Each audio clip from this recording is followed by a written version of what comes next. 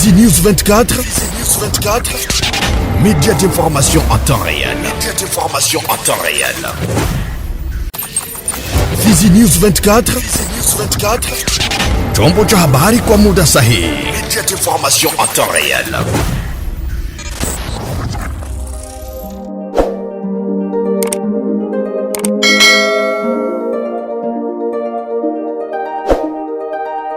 Inakuwa ni furaha sana kukutana nawe mara tena mpenzi mtazamaji wa Fizi News 24. Bila shaka kwa moyo mkunjufu na kukaribisha kuweza kufuata taarifa zetu za habari kwa lugha tukufu la Kiswahili. Na kwa nikikusamini kwa kuendelea kutufuata vilivyo na kutupa muda wako. Hii ni Fizi News 24. Taarifa yetu ya habari itaanzia na uko Mikenge ambako jeshi la FARDC limetangaza kuwa mwishoni mwa wiki iliyopita lilitungua ndege mbili ndogo zisizo na rubani madrones za adui katika eneo la Mikenge katika ukanda wa Minembwe mkoa wa Kivu Kusini. Kulingana na jeshi la Kongo, ndege hizo zinadaiwa kuwa za Rwanda pamoja na washirika wao AFC M23 na zilikuwa zimekiuka anga ya Jamhuri ya Kidemokrasia ya Kongo. Tukio hili limechukuliwa na serikali ya Kinshasa kama uchokozi mpya na pia ukiukwaji wa mkataba wa Washington uliosainiwa hivi karibuni kwa lengo la kupunguza mvutano wa kikanda.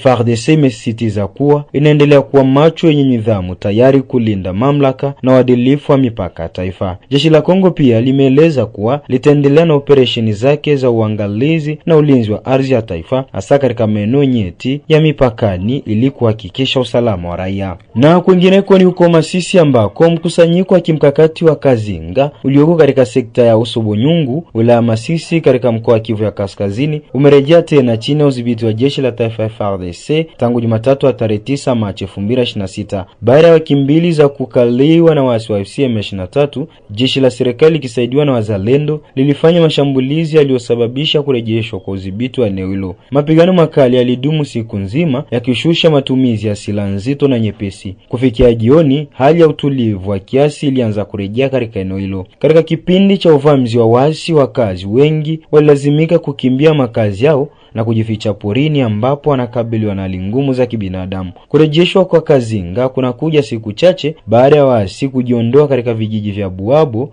na Ndete, maeneo mawili mengine yaliyo karibu na Kazinga. Kazinga ambayo ni kitovu muhimu katika sekta ya Usobonyungu sasa imerejea kwa ngome na udhibitiwa na vikosi vya serikali, jambo linaloimarisha uwepo wao katika eneo hili la kimkakati la Kivu ya Kaskazini. Na kwingineko ni huko Uvira ambako katiba ya nchi ya Kongo inampa kila mwananchi kuwa huru na haki ya kutoa maoni yake. Siasa ya maslahi isiwe juu ya katiba. Ndivyo amesema mchambuzi wa siasa mashariki mwa DRC Andre Biadunia, ambaye ameongeza kutokuwa na kosa yoyote juu ya maneno ya kinara wa chama cha FDC Senator Bati Lukwebo Modeste. Mtazamo huo Andre Biadunia ameutoa baada ya baadhi ya wafanyasiasa wa Kongo kupokea kwa shingo upande mtazamo wa Senator Bati Lukwebo kutokuwa tayari kubadilishwa kwa katiba. Benye bako wanamlaumu Lukwebo kwamba amesema vibaya, ni benye biko ku pouvoir. Sasa normal pour eux. Wao wanaona kwamba il faut kubakia ku pouvoir, il faut kujeterniser bitu bikwe mzuri bisikwe mzuri, wao wanapasha bakia pale. J'encourage les propos ya Lukwebo. C'est vraiment un pas vers la démocratie. Na parmi les piliers de la démocratie, il y a aussi liberté d'expression, liberté d'opinion. Na yeye sawa élu du peuple, sawa sénateur, alipana opinion yake par rapport na question ya changement au ya révision ya constitution. Alors, benye banaweza kuona vya mubaya mu propos yake, ça n'engage que eux-mêmes, mais il s'est exprimé comme élu du peuple, comme citoyen congolais. Moi naona kwamba peut-être révision ya constitution ou le changement ya constitution, c'est pas le moment, c'est pas opportun parce que hiyo katiba haikatazi kugomboa mipaka ya nchi irudie kwenye gisi na kuwaka, kurudisha ba enemy wote barudie Rwanda, haikatazi kufunga bebe bako na détourner des millions et des millions de dollars. Yeye naona kama changement ya constitution, il faut que changer mentalité ya watu, peut-être ndio inaweza kusaidia nchi kujongea mbele. Kama wengine wanaona keno Lukwebo mal agi la alisema mubaya, ça dépend d'eux. Mais bajua kwamba mdemokrasia watu wote hawezi kuwaza mu angle moya. Hawa wanaweza kuwaza hivi, wengine bakawaza hivi. L'essentiel c'est que nchi endelee mbele na tujue kwamba nous sommes dans un pays purement démocratique. Donc kila mtu anaweza kupana opinion yake. L'essentiel c'est que tujongeze mbele mawazo na nchi jongee mbele. Lukwebo n'a rien fait de mal, hakuna pesha alifanya. Banapaswa kumuona vibaya parce que waliwaza kila mwenye ko mpouvoir hawezi kuwa na position contraire na ya chef, alors que chef naye wanamuoneshaka kumwambia kwamba hiki kinafanyika hivi. Na hii position ambayo Lukwebo anapana leo haiko yeye peke, iko partage na une partie ya peuple congolais.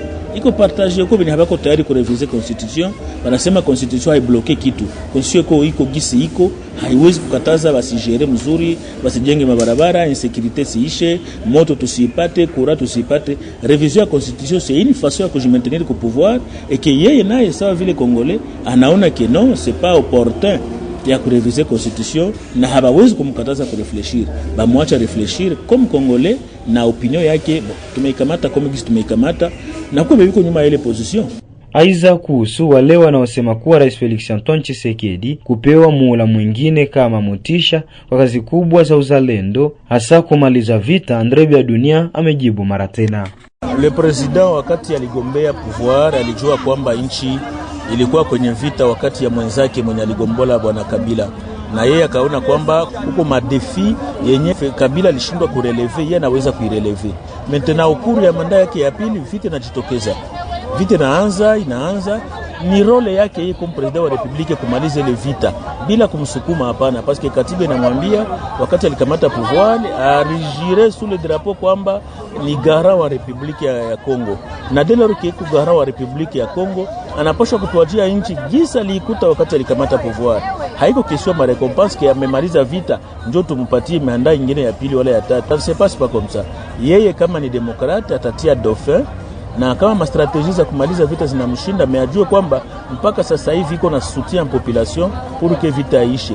Vita itakapoisha kama itasha 2026 kama 2027, mpaka sasa hivi agression ingali, vita haijaisha parce que sange kungali bale babandi kunivyo ya mwaeho plateau ya Uvira, Fizi na Mwenga bangali amalize le vita, watu wao pekee watajua nini cha kufanya.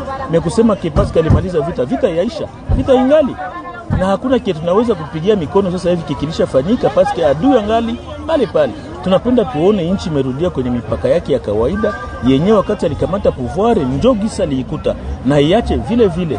Alors kama itakuwa ni kesho ya kusema non président a bien travaillé, ataachilia dauphin, mais il a déjà épuisé ses deux mandats. Mandat yake mbili itaisha 2028, atakuwa obligé kutumika après les deux mandats yake, anatia dauphin.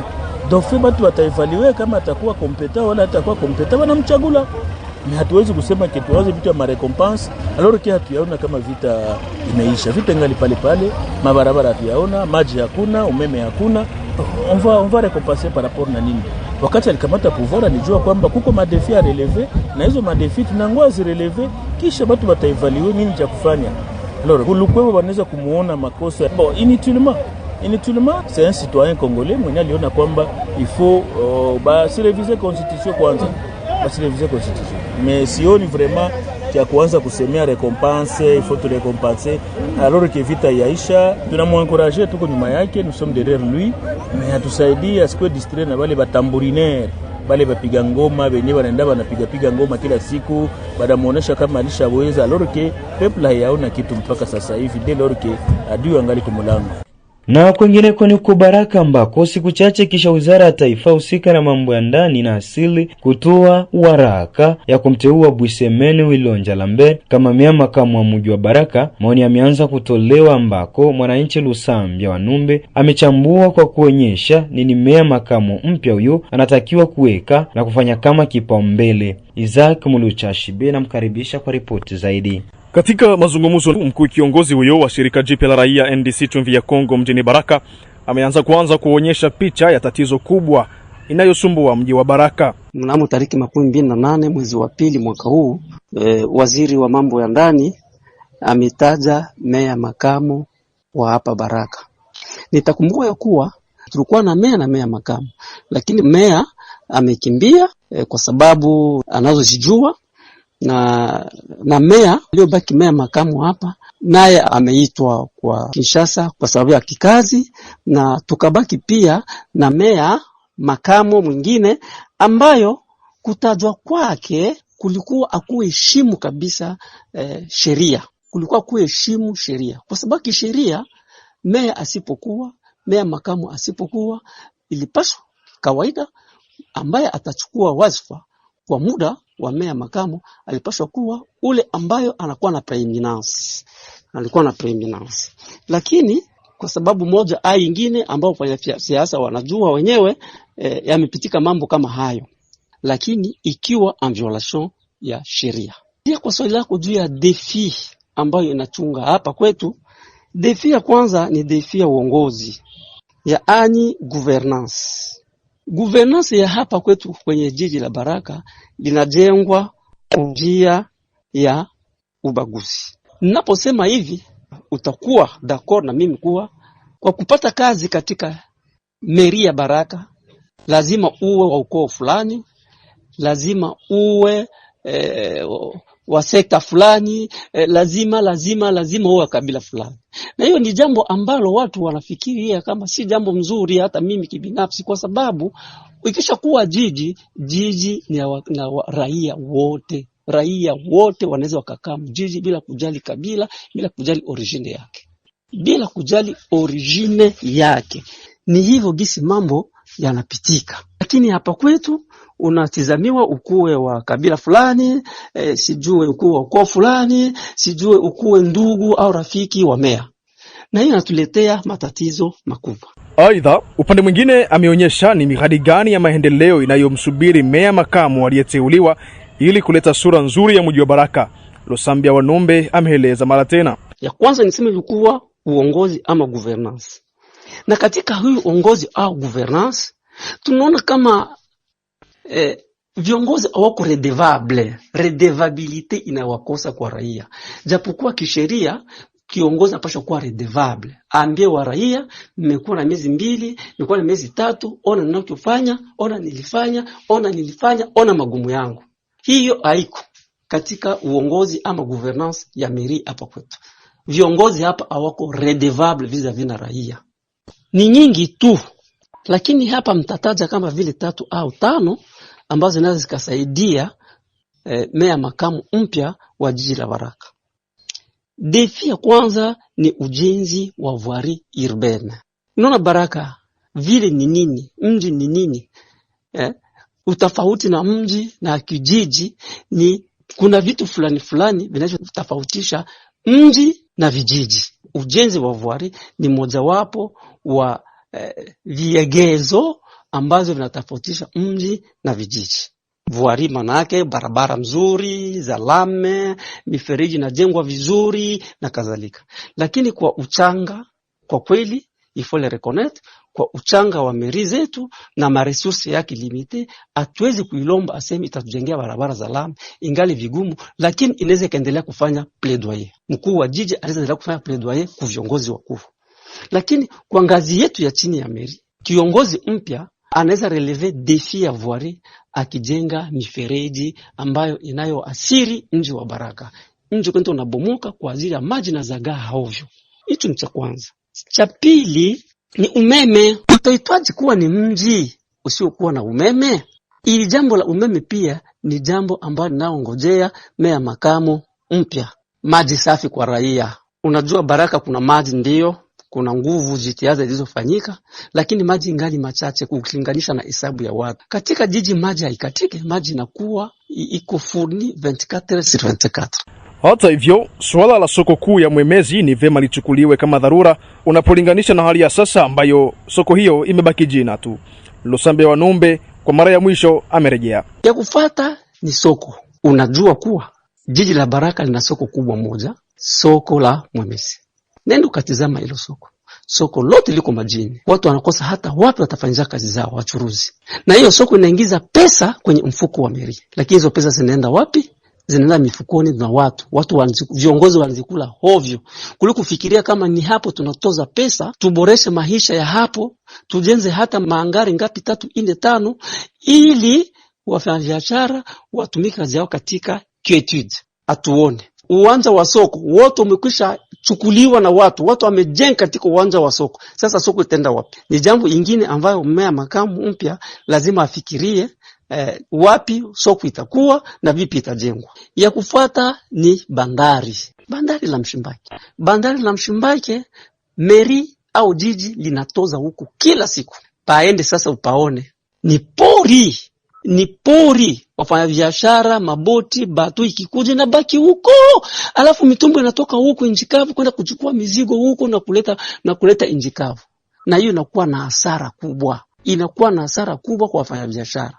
Hata ikiwa mji au viongozi wa mji aweze wakawa na uwezo wa kujenga, ni kweli, lakini kutengeneza tu kutengeneza kwenye bato au meli au boti zinaweza zikuja pale ili paguze mzigo wao mzuri, na watu watoke huko nchi kavu wachukue mzigo mubato ama muboti directement na kupeleka nchi kavu bila kutumia mitumbu inayoleta mahasara.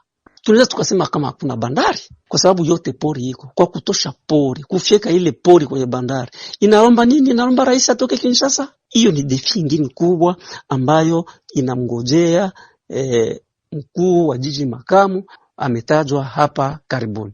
Nafikiria kwa ngambo zangu hii ni quelques défis ambayo meya makamu mpya anatoka kutajwa anaweza zitilia vipaumbele. Tukumbushe kuwa mji wa Baraka umeshawahi kupata ahadi nyingi za mdomoni toka serikali ya jimbo kama vile umeme au lampadaire, pave na kadhalika bila kutimizwa mpaka sasa. Na kwenye habari zingine ni kwamba ni visa 1534 vya ubakaji wa kingono ndivyo vilivyoorozeshwa kwa mwaka mzima wa 2025, huku mikoa iliyoathiriwa zaidi ni Kivu Kusini na Kaskazini Mashariki mwa DRC. Ripoti hiyo imetolewa na ofisi ya pamoja Umoja wa Mataifa wa haki za kibinadamu. Mpenzi mtazamaji, bila shaka ni hapo ndipo tumefika mwisho wa taarifa yetu ya habari kwa lugha tukufu la Kiswahili, na kusamini wewe ambao unaendelea kutufuata vilivyo kila muda, na ninakuomba usikose kulike, kushare na kusubscribe ili wa kwanza kupata taarifa zetu kila wakati na kwa muda unaofaa. Hii ni Fizi News 24. Fizi News 24, média d'information en temps réel. Fizi News 24, chombo cha habari kwa muda sahihi. Média d'information en temps réel.